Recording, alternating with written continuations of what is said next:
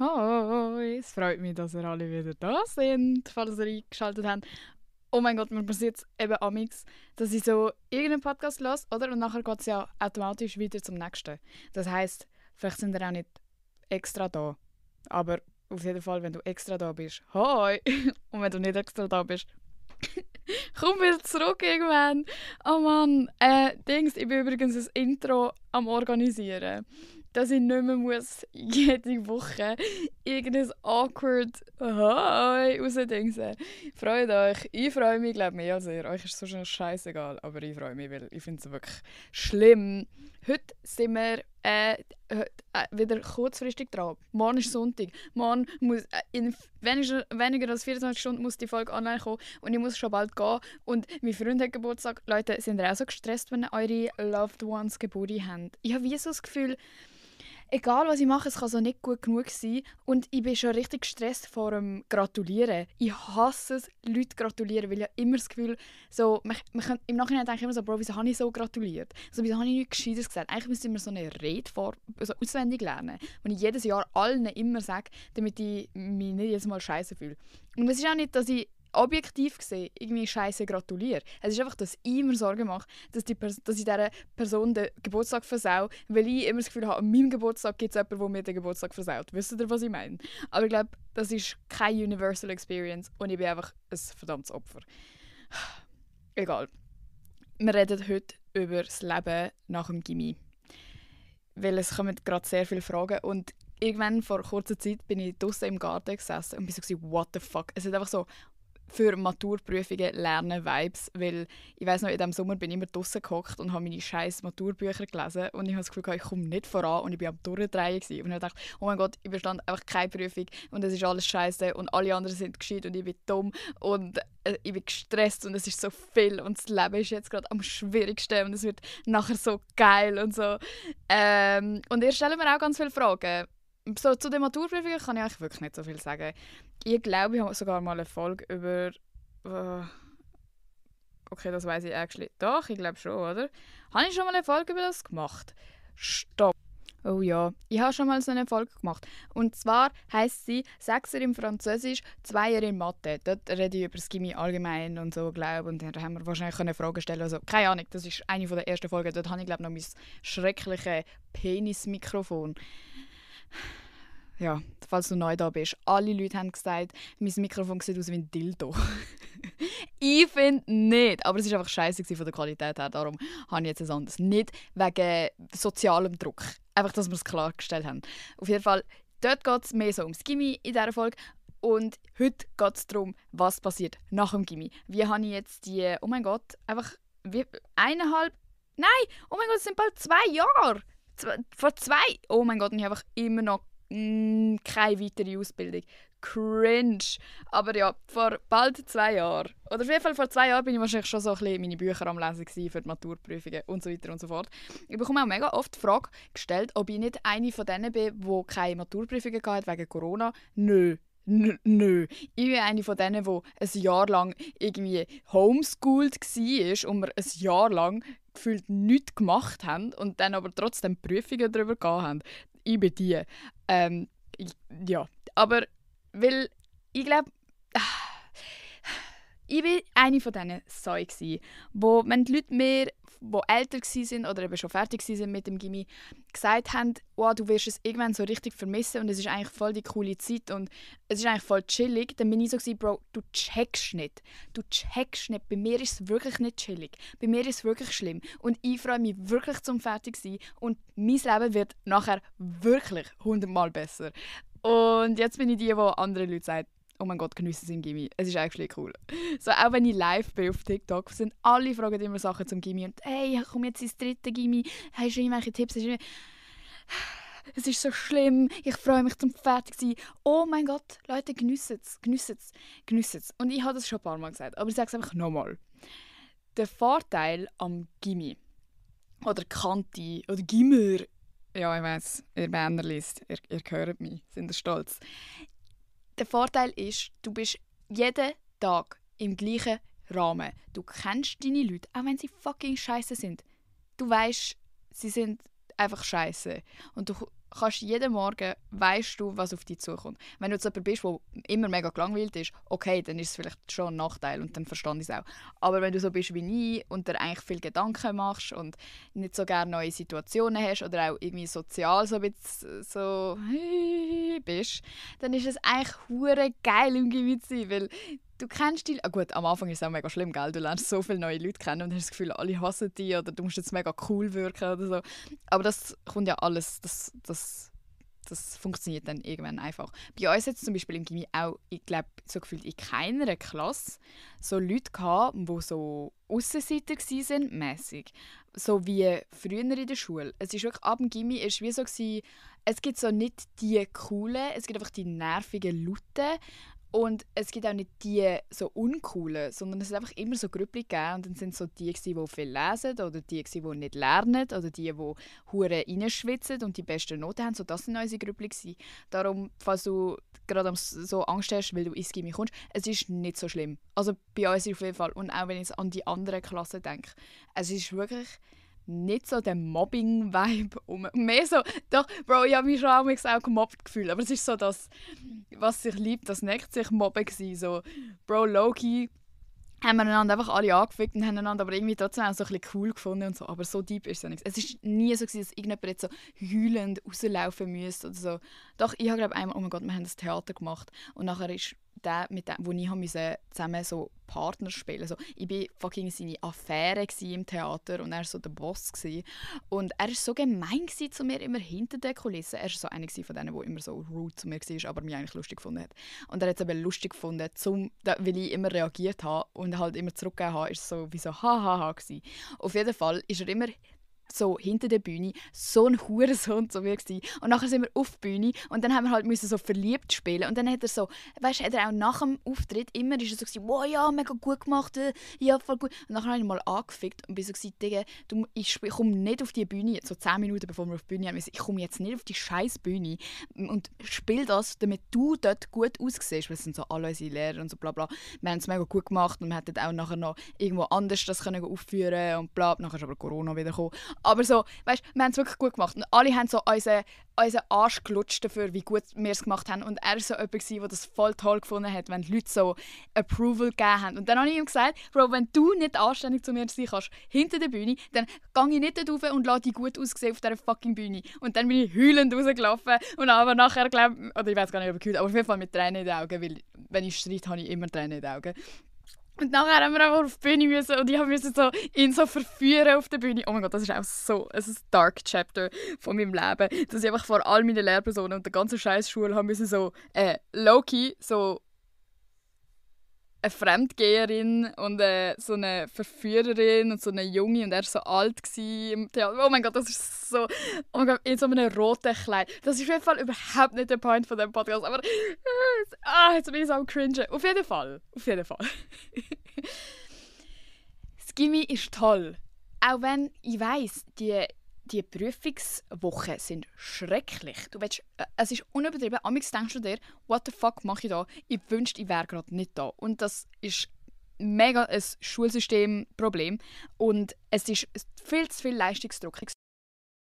Oh, jetzt habe ich das Kabel rausgerissen von meinem Mikrofon. Auf jeden Fall, es ist viel zu viel Leistungsdruck. Und es ist viel zu viel allgemein für so junge Jugendliche. Also ich meine, man meint ja, wenn man im Gymi ist, dass man irgendwie voll erwachsen ist und man hat das Leben voll im Griff. Aber jetzt, wenn ich zurückschaue, sorry, wir sind 15-, 16-jährige Kinder, die so krass viel leisten müssen und so unter Druck gesetzt werden. Es ist kein Wunder, dass so viele Depressionen bekommen haben, irgendwie rausgefallen sind und seither nichts mehr Richtiges machen, Burnouts haben. Also es haben wirklich mehrere Leute bei mir in der Klasse so fest gestruggelt. Und vor allem die eigentlich mega gute Noten hatten. Es ist nicht daran gelegen, dass sie irgendwie nicht ins Gymi gehört hätten oder so, ja, du hast die überschätzt oder irgendwie, ja, es geht halt trotzdem nicht, das gibt es ja auch.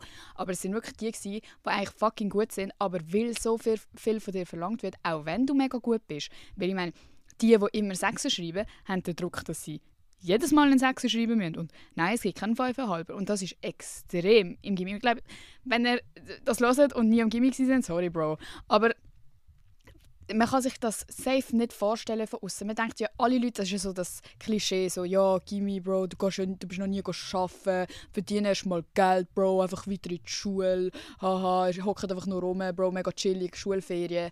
Aber es ist mental so schrecklich gewesen für die meisten. Dann hast du noch deine ganzen anderen Probleme, die du während der Jugend halt so hast, wo im Nachhinein, ja, Bro, denkst du auch, ja, ist unnötig gewesen, dass ich mir so viele Gedanken gemacht habe oder so heartbroken war. So, aber das ist halt einfach so in der Jugend. Du kannst nicht einfach plötzlich erwachsen werden. So, man struggelt mit sich selber, mit dem Körper, mit der Pubertät, mit Liebe, mit Crushes, mit der Familie. Oft hast du daheim Turbulenzen in diesem Alter. Bro, und dann kommt noch das alles oben drauf. Ich verstehe es. Ich verstehe, wieso man sagt, ja, Bro, Gimme, Bro, hoffentlich ist es bald vorbei. Ich verstehe es. Die Prüfungswoche, wo man irgendwie so 7 Prüfungen an 5 Tagen hat, wo irgendwie 20 Millionen Seiten auswendig lernen hast müssen. Ich verstehe es. Es ist mega pain. Aber einfach das geschützte Umfeld oder irgendwie so die Regelmäßigkeit und einfach das so familiäre, auch wenn es ja mit der Lehrperson eigentlich eher distanziert ist im Vergleich zu, wie es in der Stufe vor dem Gymi ist es ja trotzdem so, du siehst jeden Tag die. Ich sage es euch, wenn du an die Uni gehst, das ist so komisch. Du bist einfach in einem Saal, bestenfalls mit, keine Ahnung, 300 Leuten oder so.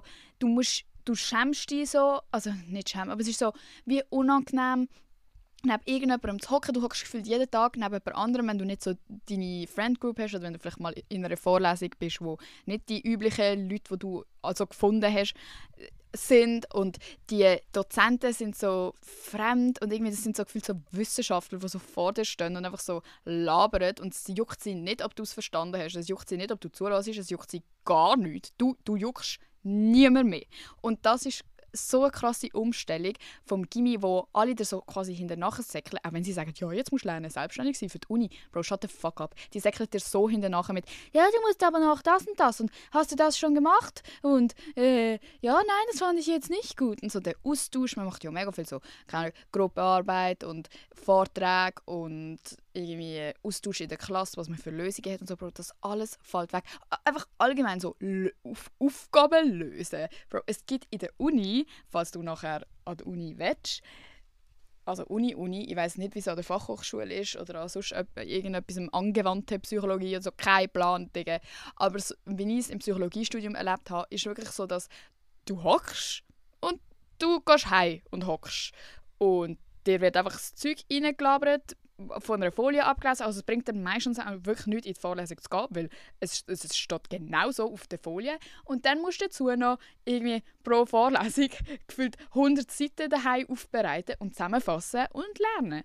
Und das ist wirklich sehr unpersönlich. Keine juckt's. Und die Menschen, also ich meine, es sind ja viel zu viele Menschen, um irgendwie überhaupt wissen, was anstellen mit denen, wenn du mit 300 Leuten in einem Saal hockst oder wie auch immer viele Leute es dann halt sind. Es gibt ja auch weniger um. Oh mein Gott. Ich habe gerade die Podcast-Folge fertig gehabt, Leute. Dann ist einfach alles abgestürzt und jetzt muss ich ab da weitermachen. Okay, also, falls ich etwas jetzt zweimal erwähne, es tut mir leid, aber ich hoffe es nicht. Auf jeden Fall, ich fange nochmal von vorne an, ist kein Problem, Leppi-Toppi, einfach abstürzen, ist gut. Fick mein Leben. Nein, ich erzähle es euch natürlich gerne nochmal. Auf jeden Fall, es sind halt so viele Leute. Du kannst wie nicht wirklich mit all denen connecten. Du kennst einander irgendwie, die Leute fragen dich so auf Insta an, die Leute reden übereinander, aber es ist so unpersönlich. Du hockst auch neben so Randoms und denkst dir so, okay, hoi. Und irgendwann hast du dann Friends und dann, wenn die krank sind, denkst du so, what the fuck, ich komme auch nicht in die Vorlesung, weil nein. Ja, also das ganze Uni-Ding habe ich mir wirklich auch mega anders vorgestellt. Ich habe gedacht, das ist so, wuhu, Uni-Life. Aber ich gehe ja nicht gerne in den Ausgang. Das ist wirklich das Einzige, was stimmt über Uni, dass die Leute so hart gehen saufen und so hart in den Ausgang gehen. Und irgendwie, also Uni ist gefühlt nur saufen, habe ich das Gefühl. Auch jetzt nicht nur von der Uni war, aber auch, was ich sonst so höre. Aber wenn man das nicht so mitmacht, und ich checke nicht, wie die so saufen und trotzdem so viel lernen können. Also ich bin schon draussen mit nur dem Lernen, ohne saufen. Aber whatever you want, he? Genau. Aber es glaubt mir, ihr werdet es noch schätzen. Mit euren ganzen Leuten, wo ihr einfach kennt und den Lehrpersonen, die euch noch hinterher höseln und «Hast du das erledigt? Hast du nicht? Oh, blöd. Oh, bist du zu spät? Musst Unterschrift bringen.» Weil es juckt niemand, ob du kommst an der Uni. Du kannst wirklich 3 Monate daheim bleiben, an Prüfungen gehen und zack, weitermachen. Aber den Leuten geht es halt wirklich nicht gut, wenn sie einfach nur daheim hocken und mit niemandem reden. Und das würde ich euch nicht empfehlen, weil das ist logisch so mein Leben ab und zu, wo ich wirklich schnell merke, ui, ich muss wieder mit irgendwelchen Gleichaltrigen zu tun haben. Und das ist wirklich so ein Vorteil am Gymi, aber auch dort. Also der Leistungsdruck ist crazy. Crazy. Ich weiß nicht, ob ich das schon erwähnt habe. Das ist jetzt ein bisschen cringe, wenn ich zweimal das Gleiche sage, aber es ist so zu viel für uns, oder? Und wirklich alle, die gut performt haben, die so die Besten von der Klasse waren, sind eigentlich deprimiert gewesen oder haben ein Burnout gehabt irgendwann, haben nicht können sofort weiter studieren, weil es so krass für sie war. Wir haben irgendwelche gesundheitlichen Schaden bekommen vom ganzen Stress. Leute, es ist no joke, es ist zu viel. Und das, ich verstand mega fest, dass man während dem Gymi denkt, hol mich, ich bin ein Star, holt mich hier raus. So, what the fuck, das ist Dschungelcamp. Da muss man gefühlt Känguru-Eier fressen, um zu überleben. So, ich verstand es. Aber nachher wird es halt einfach ganz anders und es ist nicht schlimmer oder besser, sondern einfach mega anders. Und auf das habe ich mich gar nicht vorbereitet gefühlt. Und darum möchte ich auch darüber reden, dass ihr, die jetzt wahrscheinlich so dafür am Lernen sind, dass ihr einfach mal so ein bisschen hört, was andere Leute dazu denken. Und das sind übrigens auch Sachen, wo ich... Also jetzt bin nicht nur ich, die das denkt. Ich rede mit mega vielen Leuten darüber und alle sind so «Ja, same, oh mein Gott, haha». Und ja, vielleicht auch für die, die sich gleich fühlen, jetzt nach dem Gymi, ihr seid wirklich nicht allein, weil wir alle denken zurück und sind so «Oh, es war schon cool gewesen, schon toll gewesen», auch wenn alle Leute genervt haben. Aber es ist einfach so schwierig. Und nachher kommt eben der Punkt, wo alle anderen etwas komplett anderes machen. Deine Friends, die du jeden Tag gesehen hast, die eine studiert Psychologie, die andere studiert Mathe, die letzte ist irgendwo in Costa Rica und die nächste hat einen Freund in Spanien gefunden und kommt nie mehr zurück. So ein bisschen der. Das ist einfach so. Oh, das war mega accurate actually mit meiner alten Friend Group. Die Studiengänge und so. Das habe ich nicht extra gemacht. Sorry, habe ich nicht exposen. Das hätte ich jetzt eigentlich auch nicht erwähnen müssen, aber die hören das hoffentlich eh nicht. Und es ist auch so scheißegal. Aber so, alle machen etwas anderes. Man wächst automatisch auseinander, weil man sieht sich nicht mehr. Glaubt mir. Man sagt am Anfang, oh mein Gott, Leute, wir müssen dann unbedingt mega viel machen und wir dürfen nicht aufhören. Aber das Leben kommt dazwischen. Wenn die eine Vorlesung hat bis am 6 Uhr, du hast nur am Morgen am 10 Uhr Zeit und die andere ist in einer anderen Timezone, wo du erstmal noch musst auf die Uhr schauen musst, welche Uhrzeit bei ihr gerade ist. Weißt du, was ich meine? Das ist so schwierig. Und dann sieht man sich vielleicht alle 3 Monate mal und dann ist es irgendwie einfach komisch irgendwann. Weil am Anfang funktioniert es noch voll, aber wenn du so ein Jahr lang die nur alle 3 Monate siehst, jeder hat ein anderes Leben. Bei jedem Treffen musst du eigentlich wie ein Live-Update geben, um irgendwie nochmal so up-to-date zu sein mit wer ist wer und was und welche Kollegen. Und dann reden alle immer nur über irgendwelche Namen, die du nicht kennst. Also auch inklusive einem selber. Du musst dann allen immer erklären, ja, nein, weißt du, der Alphonse, der ist der und Anna ist sie und von der habe ich doch jetzt schon 40 Mal erzählt und alle so, sorry, ich komme nicht mehr raus. Also es ist mega anstrengend. Also es ist auch wirklich so ein grosser Aufwand, mit diesen Leuten weiter probieren befreundet zu sein und das lohnt sich auch ab und zu, aber amigs denkt man sich auch, sorry, wir sind irgendwie nicht mehr kompatibel, so ich bin irgendwie in eine andere Richtung gewachsen als du. Und das ist dann eben auch mega schwierig zum Handeln, weil du denkst die ganze Zeit an die gute Zeit im Gymi und irgendwie, wir haben es doch so gut gehabt, wir sind doch immer miteinander gewesen. Aber eine Gymi-Freundschaft ist wirklich auch nicht das Gleiche wie eine normale, gute Freundschaft. Also ich hatte so viele Leute gehabt, wo ich im Gymi, in der Schule, jeden Tag gechillt habe. Wir haben alles zusammen gemacht, aber wir sind kein einziges Mal außerhalb der Schule etwas zusammen gemacht, weil wir wie schon die ganze Zeit in der Schule zusammen waren. Haben das Gefühl, mit diesen Leuten habe ich mich jemals nach dem Gymi noch getroffen. Nö. Und das ist mega sad. Also ich denke mir, das ist mega schade und da könnte man etwas machen. Aber es ist wie, ich finde immer, wenn es nicht natürlich kommt, dann kann man es auch gerade sein lassen. Weil ich habe mir wie die Mühe nicht gemacht, sie haben sich anscheinend die Mühe ja auch nicht machen. Alle sind einfach so, ja, dumm gelaufen. Dann kann es auch nicht so tief sein. Oh, oh Mann, mein Laptop ist am Abverrecken. Es tut mir leid, es tut immer wieder abbrechen. Aber man hört glaube auch so richtig im Hintergrund, wie es so richtig laut schnufft. We go, weil ich habe nicht mehr so viel Zeit. Ich muss actually bald aus dem Haus für einen Dreh. Also dort darf ich wirklich nicht spät kommen. Ich hoffe aber nicht, dass ihr euch gestresst fühlt da beim Zuhören.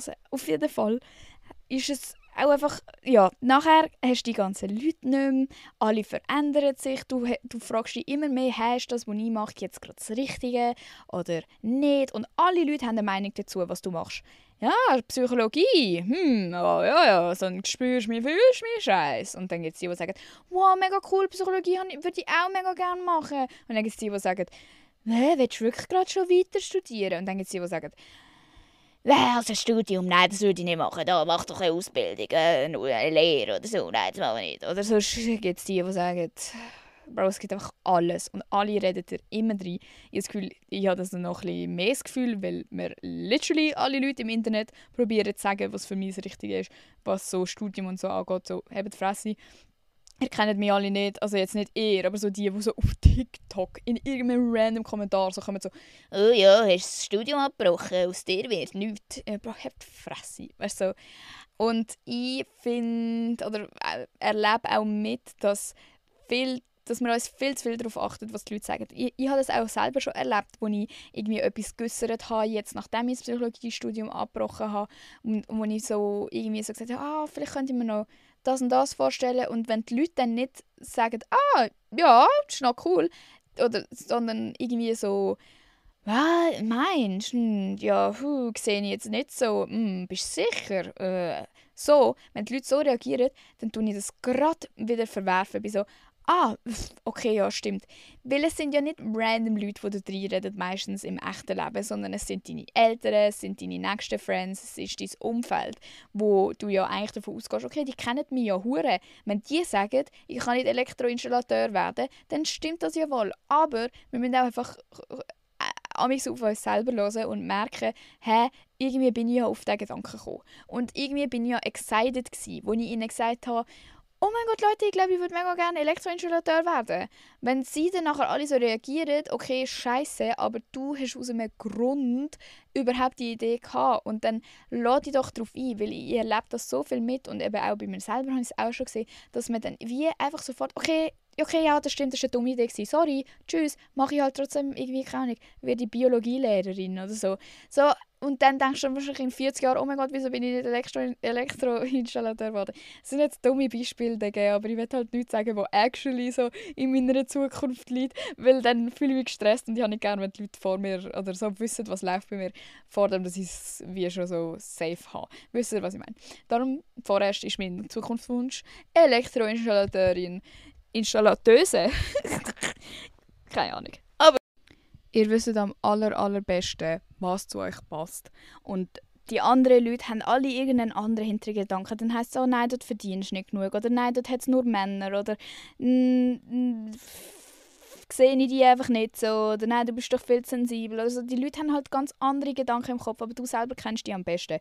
Und mir hilft es immer daran zu denken, was ich in meiner Kindheit toll gefunden habe. Zum Beispiel, wenn so, kennt ihr noch die Freundebücher, Freundschaftsbücher, keine Ahnung, wie die geheißen haben, die Titelbüchli. Dann hast du angeschrieben, wenn ich gross bin, möchte ich mal. Und dann habe ich immer geschrieben, Coiffeuse, Bäuerin oder Tierärztin oder Kindergärtnerin. Und das ist halt so kindlich und dumm, und alle haben so diese Sachen drin geschrieben. Aber wenn du mal überlegst, Coiffeuse, so Beauty-Zeug finde ich ja wirklich mega toll. Coiffeuse jetzt nicht gerade, das habe ich nicht im Griff. Aber so, das ist ja alles etwas, was ich eigentlich jetzt mache mit meinem ganzen Social-Media-Ding. Dann Bäuerin, die wohnt neben dem Stall. Fair. Dann Kindergärtnerin, das fände ich wirklich mega toll, so mit Kindern zusammenarbeiten. Und was habe ich sonst noch? Tierärztin, ja, das habe ich halt wirklich ultra lang mal machen und das wird definitiv nie passieren. Aber eben alles ist so mit Tieren oder so beauty-mäßig oder Kind. So Facts, Alter, das finde ich immer noch toll. Und wenn du einfach mal daran denkst, was würd ich wirklich gerne machen, ohne dass man jemand reinreden kann. Und dann vielleicht auch nicht sofort allen anderen erzählen. Du hast erstmal wirklich Research betreiben, bist irgendwie wirklich so, bis du selber wirklich sicher bist. nicht beim ersten Gedanken gerade erzählen und dich dann verunsichern lassen, dass du es nachher nicht machst. Lieber tust du ein bisschen mehr überlegen und ein bisschen aufschreiben, Pro, Contra, keine Ahnung, vielleicht mit jemandem darüber reden, wo du wirklich weißt, die wird eh nicht scheiße reagieren. Und dann, wenn du selbstsicher bist, kannst du mal erzählen. Und dann ist es eben auch nicht so relevant, was die anderen denken. Logisch bist du dann immer noch so, Bro, wieso könnt ihr mich nicht einfach unterstützen?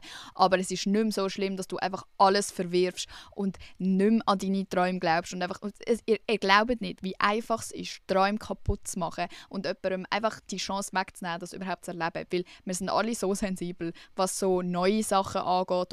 Und man tastet sich ja so ein bisschen an, so, hey, ich habe mir überlegt, vielleicht würde ich das und das gerne machen. Man tut es ja nur schon so formulieren, als wäre es so richtig so, weißt du, ich weiß nicht.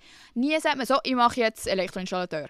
Wenn du vorher Meeresbiologin gewesen wirst. Weißt du, was ich meine? Du bist so, ja, hey, in letzter Zeit. Und wenn du dann noch quasi Rejection kriegst und alle einfach immer sagen, nee, als ob du es dann noch machst. Darum auch vielleicht an euch, weil ich muss mich auch daran erinnern, seid ein bisschen sensibler, wenn Leute euch von ihren Träumen erzählen. Es sind immer noch nur Träume. Ihr müsst jetzt nicht mithelfen und das Studio einrichten für das Tattoo-Studio für 12-Jährige. Aber einfach sensibel damit umgehen und können sagen, ja, sehe ich. Hey, wenn du das machen willst, unterstütze ich dich. Punkt. Mehr musst du nicht sagen. Du musst nicht sagen, ich lasse mich als erstes von dir tätowieren. So, oder irgendwie, du darfst bei mir Elektroinstallateuse werden. Das ist jetzt mein neues Wort, Installateuse. Genau, das ist so das. Und es wird nicht weggehen, oder vorerst mal nicht, bis man wirklich das Gefühl hat, so, jetzt bin ich an dem Punkt angelangt, wo ich angehöre. Und das ist ja eigentlich auch etwas Tolles. Eben, man denkt sich die ganze Zeit, die anderen sind alle weiter und die anderen machen es alle besser oder die anderen haben schon ihr Ding gefunden. Bro, ich schwöre dir, niemand hat sein Ding gefunden. Niemand hat sein Ding gefunden. Das denken die Leute ja auch bei mir wegen Social Media und die hat so voll, die verdient jetzt schon Geld und so. Ich meine, alle meine Gimme-Friends sind so broke. Meistens sind sie jetzt so am strugglen und ich bin so, halt so, als hätte ich geschafft, mein ganzes Leben, low-key, weißt? Und die denken sich, oh, geil, und der Mann hat voll ihre Passion gefunden. Und so, nein, Digga, ich fühle mich genauso lost. Wir fühlen uns alle lost und ich glaube, das ist auch ein gutes Zeichen, weil dann machen wir ja weiter und dann entwickeln wir uns und ich hoffe, dass wir irgendwann an einem Punkt ankommen, wo man sich ein bisschen sicherer fühlt und das ist dann auch ein gutes Zeichen von, ich glaube, ich bin am richtigen Ort. Und wir sind halt 20, 21, whatever, 19, wenn auch immer ihr aus dem Gymi kommt. Und es ist normal, dass man nicht weiss, was man macht. Und es ist normal, dass man Fehler macht. Und es ist normal, dass man einfach mal ausprobiert. Und ich finde, es ist so crazy, weil ich bin in einem Umfeld und auch im Gymi ist uns das gesagt worden, fangt einfach ein Studium an. Es ist egal, wenn ihr es nachher wieder aufhört. Das ist ganz normal. Wenn ihr wisst, was die Ausstiegsquote ist, bei jedem Studium, weil einfach die Leute wieder aufhören beim ersten Studium. Oder auch beim zweiten, also du probierst einfach aus. Du kannst nicht wissen, wie ein Studium ist, wenn du nicht einfach mal dich angemeldet hast und es gemacht hast.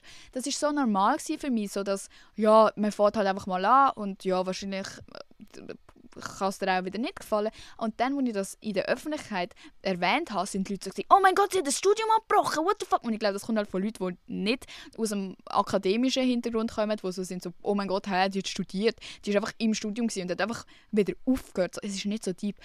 Es ist wirklich nicht so deep, ein Studium aufzuhören und es ist voll okay und die meisten Leute fangen einfach irgendetwas an und hören nachher wieder auf und machen dann den nächsten Studiengang, der ihnen besser gefällt.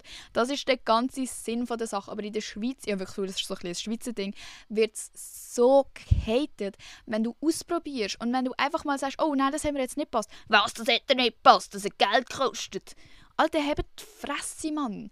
Jetzt zerstört Leben, wenn ihr so tun. Und ich weiss, ihr, die zuhören, sind nicht so, aber das regt mich so auf.